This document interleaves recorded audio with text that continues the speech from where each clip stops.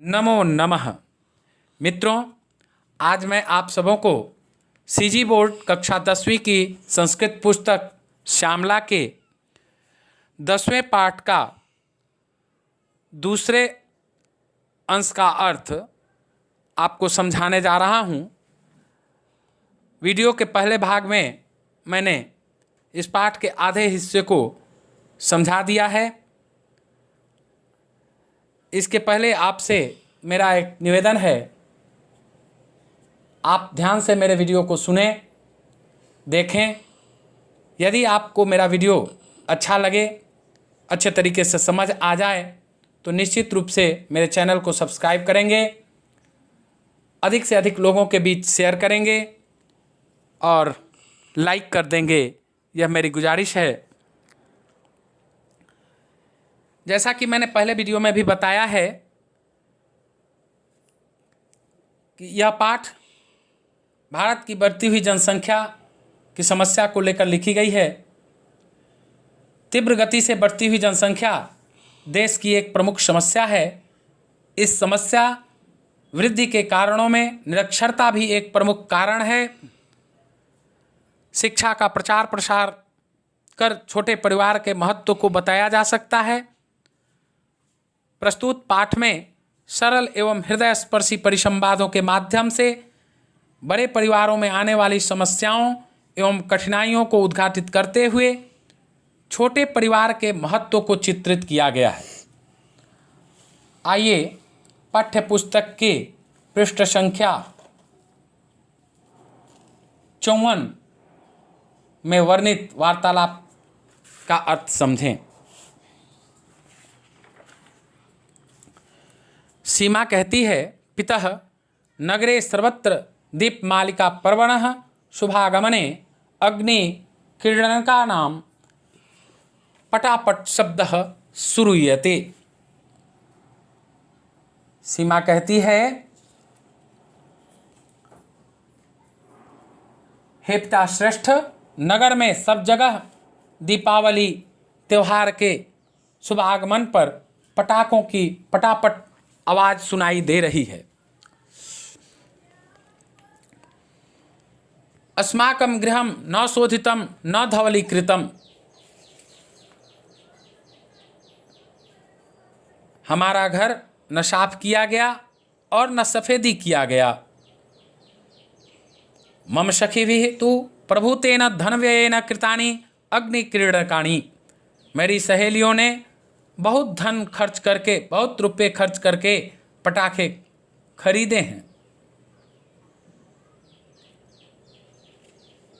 इदानीं तु अहमपि 500 रूप्यकाणां अग्निक्रीडनकानि क्रेतुम् इच्छामि। इस समय तो मैं भी 500 रुपये के पटाखे खरीदना चाहती हूँ।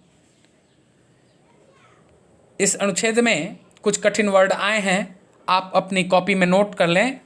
जब भी वीडियो देखने बैठें तो एक कॉपी और कलम साथ में रखें। जो भी शब्दार्थ बताया जाए उसे निश्चित रूप से नोट कर लें। जीर्णानि, जीर्णानि का अर्थ होता है फटे पुराने। अग्नि क्रीडनकम अर्थात पटाखा। शोधितम अर्थात साफ किया। धवलीकृतम अर्थात सफेदी किया गया या पोता गया। अब आइए देखते हैं मोहन इन सबों की बात को सुन करके क्या कुछ कहते हैं। न पश्यथ युवम माम अवस्थाम। तुम सब मेरी दशा को नहीं देखते हो। ज्वरेण वेप्ते में शरीरम। वेप्ते मतलब कांप रहा है। ज्वर से मेरा शरीर कांप रहा है। एकतः रुग्णावस्था अपरतः स्वार्थ प्रेरिता युवम सर्वे स्वमनोरथान एवं पश्यथ। एक तरफ बीमारी, दूसरी तरफ स्वार्थ प्रेरित, तुम सब अपनी इच्छा को ही देखते हो। सत्यम एव उच्यते। एवं माने ही, एवं जो है अव्यय पद है। सत्यम एव उच्यते, उच्यते माने कहा गया है, सत्य ही कहा गया है। छिद्रेषु अनर्थाः बहुली भवन्ति। नोट कर लेंगे, यह सूक्ति है। सूक्ति परीक्षा में लिखने के लिए आता है 4 अंक का। इस सूक्ति का अर्थ है कमियों में बहुत अनर्थ होते हैं। छिद्रेषु अनर्था बहुली भवंती। कमियों में बहुत अनर्थ होते हैं। एक मुहावरा हिंदी में पढ़े होंगे, गरीबी में आटा गीला। अब देखिए कोष्ठक में क्या लिखा है। मोहनस्य अभिन्न मित्रम अनिलः स्वभार्यया सह प्रविशति। मोहन का अभिन्न मित्र अनिल अपनी पत्नी के साथ प्रवेश करता है। द्वे कन्ये महिमा गरिमा च अपि प्रविशतः। 2 लड़कियां महिमा गरिमा भी प्रवेश करती हैं। सर्वे अभिवादनम कुर्वन्ति। सभी अभिवादन करते हैं। मोहन का मित्र अनिल कहता है, मित्रवर नमस्ते, शुभम ते दीपोत्सव भवतु। हे मित्र नमस्ते, आपके लिए दीपोत्सव शुभ हो। नगरे सर्वत्र दीप महोत्सवस्य चकाचक्यं दृश्यते। नगर में सब जगह दीप महोत्सव की जगमग दिखाई दे रही है। त्वं कथम मल्लानमुखः शयानोऽसि। तुम कैसे क्लांत मुख मतलब उदास लेटे हुए हो। अस्माकं भ्रातृजायाम् अपि कथम तुष्टिमिव उपविष्टा। उपविष्टा मतलब पास बैठी हुई। भ्रातृजाया कहते भौजाई को। इस वाक्य में अनिल कहता है कि हमारी भौजाई भी कैसे उदास हो पास बैठी हैं। अपि कुशलिना भवन्तः। आप सभी कुशल से तो हैं। मोहन कहता है, मित्र किम कथयामि। हे मित्र क्या कहूँ। शून्यम इव दृश्यते मे जगत।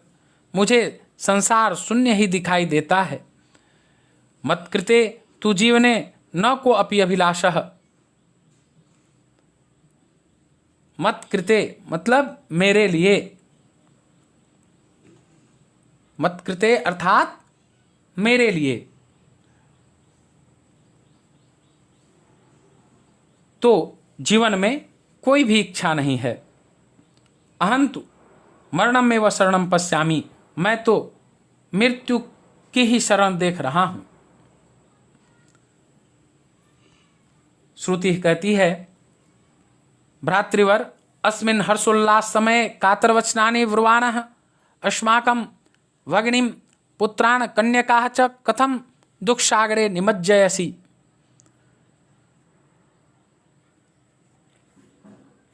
अर्थात हे भ्राता श्रेष्ठ, इस हर्ष उल्लास के समय में कायर वचनों को बोलते हुए हमारी बहन पुत्र और पुत्रियों को कैसे दुख के सागर में डुबो रहे हो। संसारे दुखानि सुखानि च चक्रवत परिवर्तनते। संसार में सुख और दुख चक्रवत परिवर्तनशील हैं, चक्र की भांति घूमते रहते हैं। आत्मबलम न त्याज्यम आपतस्वपि। विपत्ति में भी आत्मबल अर्थात धीरज नहीं छोड़ना चाहिए। आपतस्वपि मतलब विपत्ति में भी, अपि मनि भी होता है, अव्यय पद है अपि। परिवर्तनते मतलब बदलते हैं। आगे देखिए मोहन क्या कहता है। मित्र परिवार एवं मम दुखस्य कारणम। हे मित्र परिवार ही मेरे दुख का कारण है। मम ऐसा पुत्री श्यामा विवाह योग्या संजाता। मेरी यह पुत्री श्यामा विवाह के योग्य हो गई है। अनिलः मोहन का मित्र अनिल कहता है, मित्रवर न ते वचो अभिनंदामि। हे मित्र मैं तुम्हारी बातों से सहमत नहीं हूँ। चिंता तो शिक्षा दीक्षा कृते च करणीया। चिंता तो शिक्षा दीक्षा के लिए करनी चाहिए। यदि अन्यथा न मन्यसे तर्हि बृहत् परिवारः एव युष्मदीयं दुःख कारणम। यदि अन्यथा नहीं मानते हो तो बड़ा परिवार ही आपके दुख का कारण है। वृत्त्या तु भवत्सदृशमेव अर्थोपार्जनं क्रियते मया। पैसे से तो आपके समान ही मेरे द्वारा भी अर्थोपार्जन किया जाता है, धन कमाया जाता है। अब श्रुति क्या कहती है। श्रुति अनिल की पत्नी है, कहती है, भ्रातृवर मम तु द्वे कन्ये पुत्र शमे एव स्तः। हे भ्राता श्रेष्ठ, हे भ्राताश्री, मेरी तो 2 कन्याएं पुत्र के समान ही हैं। एका तो चिकित्सा क्षेत्रे आयुर्वेद पाठ्यक्रमे अध्ययनम करोति, एक तो चिकित्सा क्षेत्र में आयुर्वेद पाठ्यक्रम में अध्ययन कर रही हैं। अपरा संस्कृत स्नातकोत्तर पाठ्यक्रम में पढ़ती, दूसरी संस्कृत स्नातकोत्तर पाठ्यक्रम में पढ़ती हैं। आवाम स्वस्थौ स्वद्वे कन्यके अपि च, हम दोनों स्वस्थ और प्रसन्न हैं और हमारी दोनों कन्याएं भी। अस्माकं सदनम सानंदम, हमारा घर आनंद से युक्त है। राधिका, अब मोहन की पत्नी राधिका कहती है, भगिनी अवाभ्याम नियोजित परिवार विषय कदापि न चिंतितम। हे बहन, हम दोनों द्वारा नियोजित परिवार अर्थात सीमित परिवार के विषय में कभी नहीं सोचा गया। अस्मिन् विषये पूर्वम आवाम न प्रेरितौ, इस विषय में पहले हम दोनों को किसी ने प्रेरित भी नहीं किया। अनिलः, अब अनिल कहता है, गतस्य शोचनम न करणीयम, बीते हुए पर शोक नहीं करना चाहिए। लघु परिवार विषय अन्यान प्रेरयन, छोटे परिवार के विषय में दूसरों को प्रेरित करते हुए स्वपरिवारम अपि प्रकारांतरेण प्रेरय, अपने परिवार को भी बहुत प्रकार से बहुत विधि से इसके विषय में अथवा दूसरे प्रकार से प्रेरित करो। मत सामर्थ्यानुसारेण अहम सहयोगाय तत्परः, अपने सामर्थ्य अनुसार मैं सहयोग के लिए तैयार हूँ। इदानीम अस्मान् गृहं गमनाय आज्ञापयतु, अब हम सबको घर जाने की अनुमति दीजिए। मोहन राधिके, गच्छतु भवन पुनः दर्शनाय। मोहन और राधिका दोनों कहते हैं साथ में कि आप सब जाएं, पुनः दर्शन देने के लिए फिर आइएगा। अब कोष्ठक में लिखा गया है, श्रुत्य अनिलौ पुत्रिभ्याम स्वगृहम प्रति गच्छतः, अर्थात श्रुति अनिल दोनों पुत्रियों के साथ अपने घर जाते हैं। इस अनुच्छेद में कुछ कठिन वर्ड जैसे अपरा, अपरा का अर्थ होता है दूसरी। सदनम, सदनम का अर्थ होता है घर। नियोजित अर्थात सीमित। शोचनम अर्थात शोक। प्रेरयन अर्थात प्रेरित करते हुए। प्रकारांतरेण अर्थात दूसरे प्रकार से या बहुत विधि से, अलग अलग विधि से। तो इस प्रकार मैंने शब्दार्थ सहित इस वार्तालाप के अर्थ को भली भांति समझाया। मुझे विश्वास है आप सबों को समझ आ गया होगा। आप बार बार वीडियो को देखेंगे, निश्चित रूप से आप समझ जाएंगे।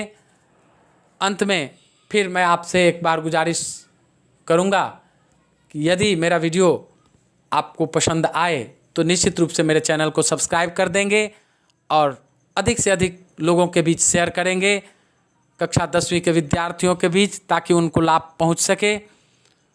और मेरे वीडियो को लाइक करेंगे। धन्यवाद मेरे वीडियो में बने रहने के लिए। जय हिंद, जय भारत।